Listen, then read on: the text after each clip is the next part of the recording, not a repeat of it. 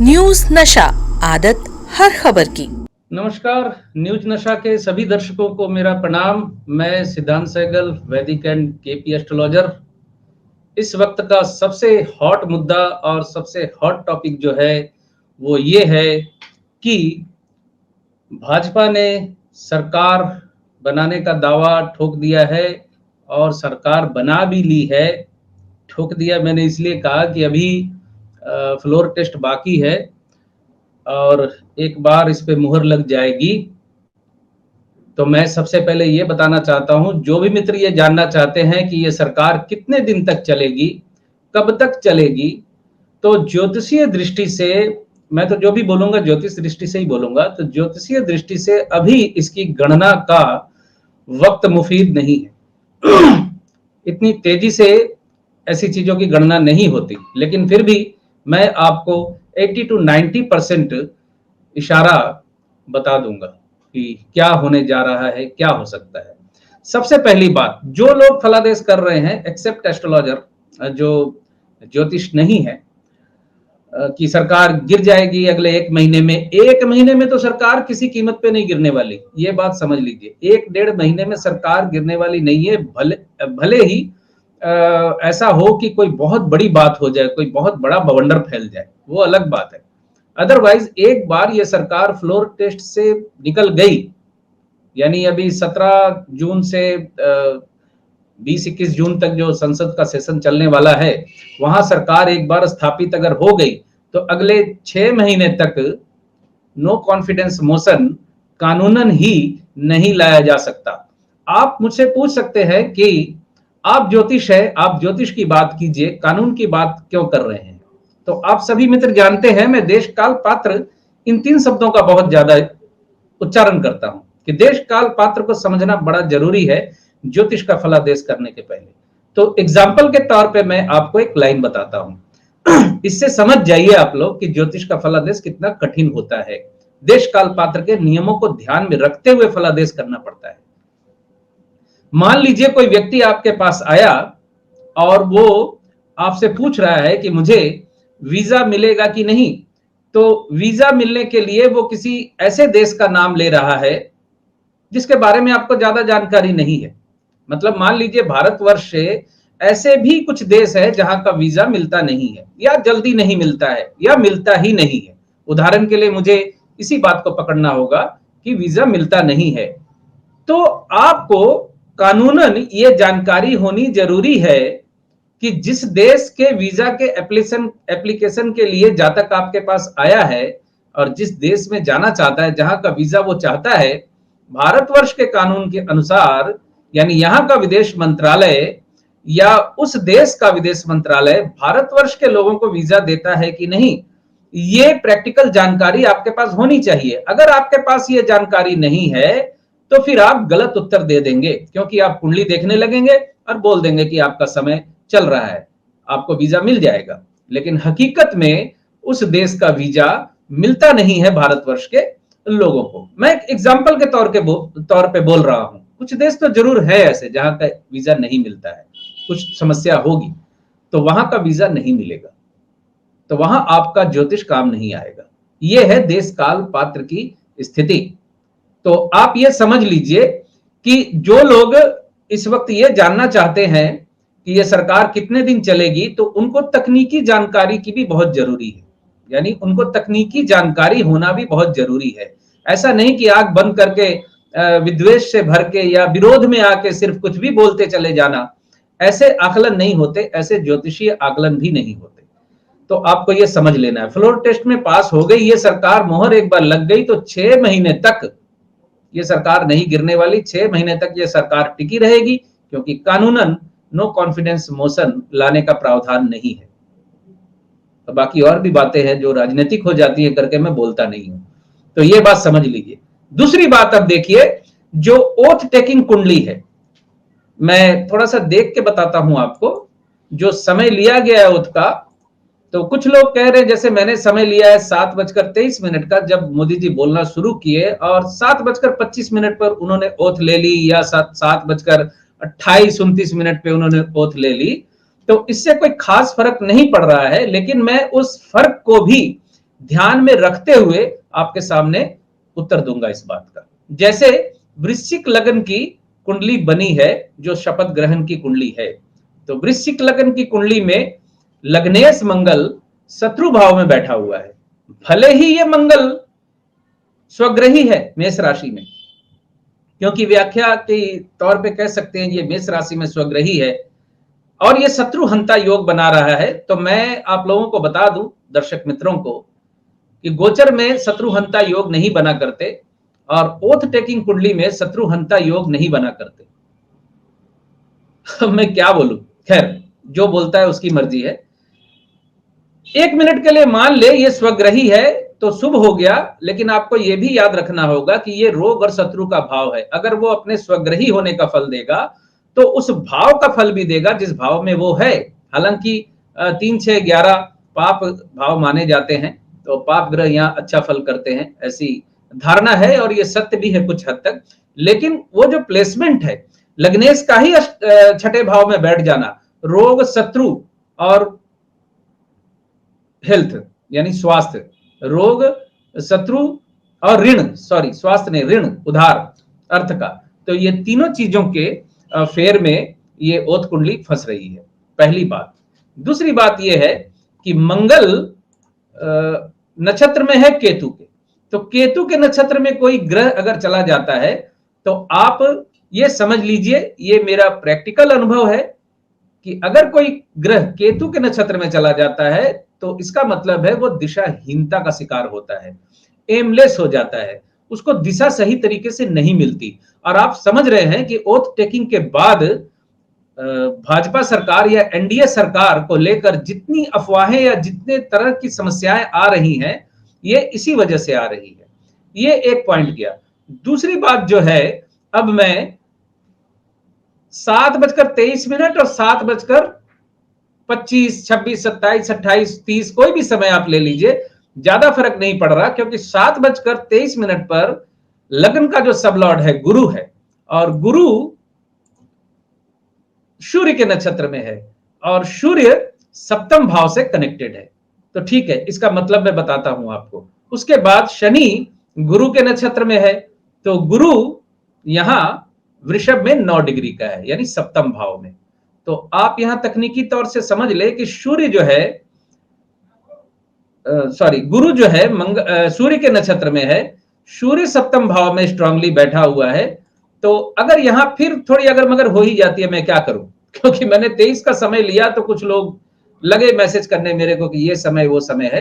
तो गुरु अगर सब लॉर्ड है तो मान लीजिए ये कुछ दिनों तक सरकार यहां स्थिर होती दिखती है। अगर शनि सब लॉर्ड बन जाता है, अगर 26-27 मिनट, 7:27, 28 या 30 मिनट को मैं कंसीडर अगर कर लूं, तो शनि जो है अपने नक्षत्र के माध्यम से, यानी शनि गुरु के नक्षत्र में है, अपने नक्षत्र के माध्यम से छठे भाव से कनेक्टेड हो रहा है। शनि चौथे भाव में बैठा हुआ है, छठे भाव का कनेक्शन इसके सबलॉर्ड का वापस रोग, शत्रु और ऋण से जोड़ रहा है। यानी एक बात बड़ी स्पष्ट है जिसे आप समझ ले कि रोग और ऋण और रोग और शत्रुता, विशेष करके शत्रुता, मंगल वहां बैठा होने के बावजूद और वो सो कॉल्ड शत्रुहंता योग जो कई लोग बता रहे हैं उसके होने के बावजूद शत्रुता से घिरी रहेगी ये एनडीए सरकार लगभग। अब मैं जो आगे बताने जा रहा हूं उसको ध्यान से समझे। जो ओथ कुंडली बनी है, उस ओथ कुंडली का जो दशा चल रही है, यानी जो दशा चल रही है ओथ कुंडली की, वो बृहस्पति की है, यानी बृहस्पति की महादशा है, 2008 से चल रही है और ये राहु में ओथ लिया गया है। राहु की जो पोजीशन है उसको एक बार देख लेते हैं। तो राहु बुध के नक्षत्र में है और बुध वृषभ में 18 डिग्री का है।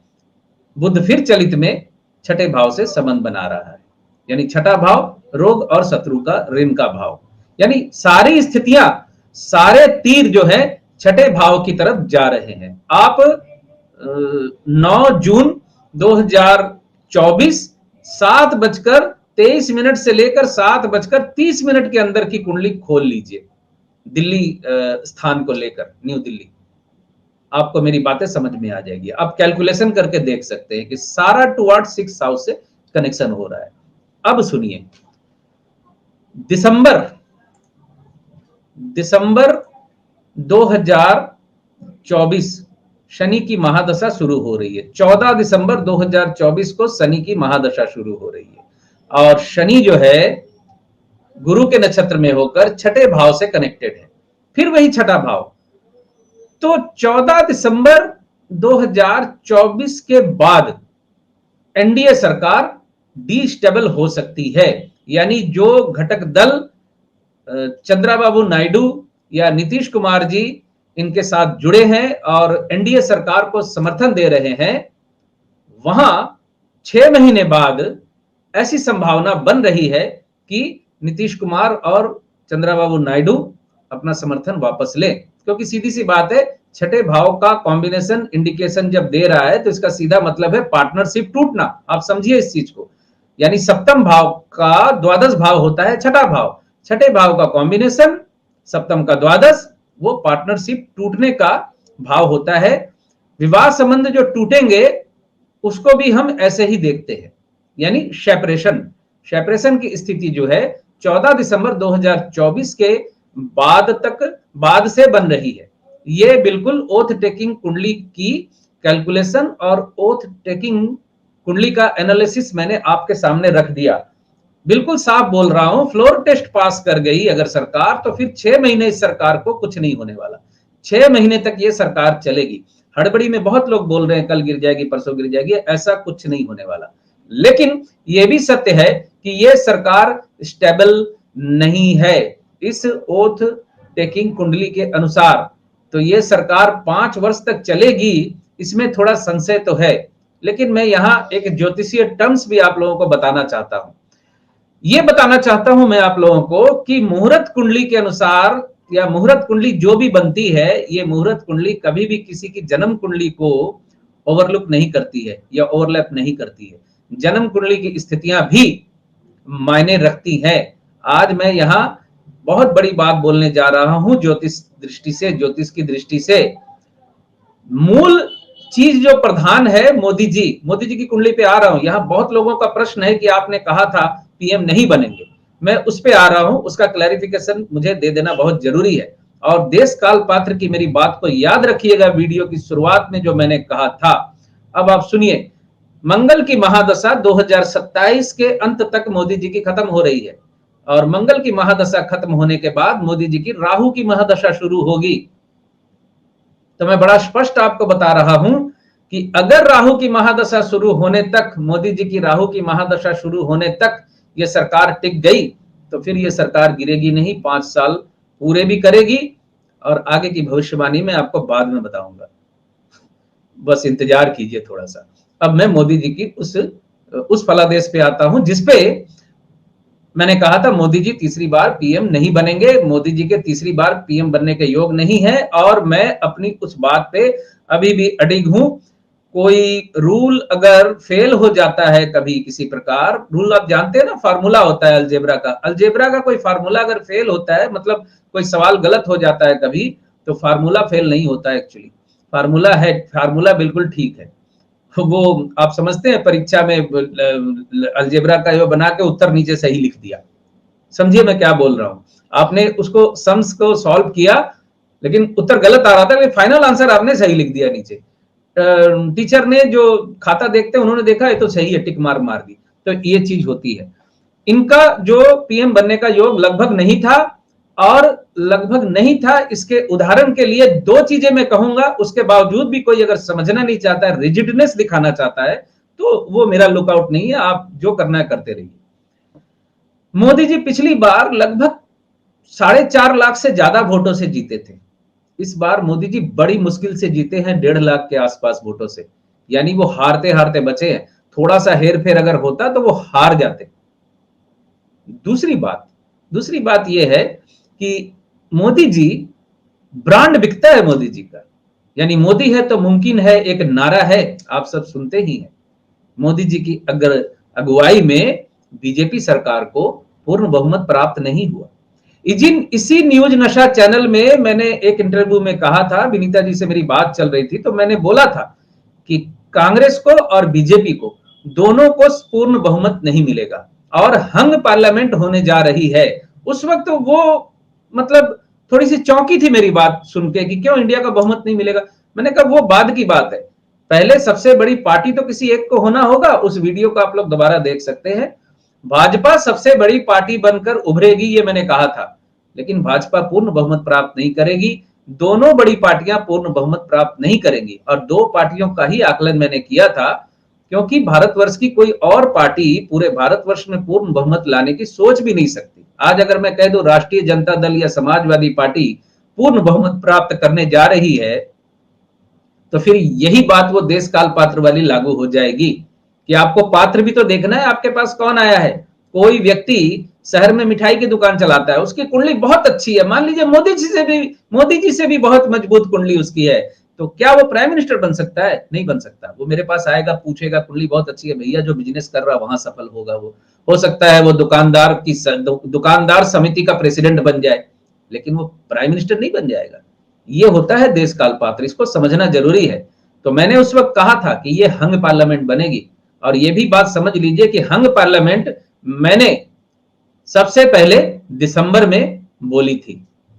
तो जो भी फलादेश सफल हुए हैं उनको ध्यान से देखिए, ये सिर्फ एक आखिर में बिल्कुल छोटा सा ग्लिच रह गया है, अदरवाइज मैं अपनी बात पे अडिग हूं।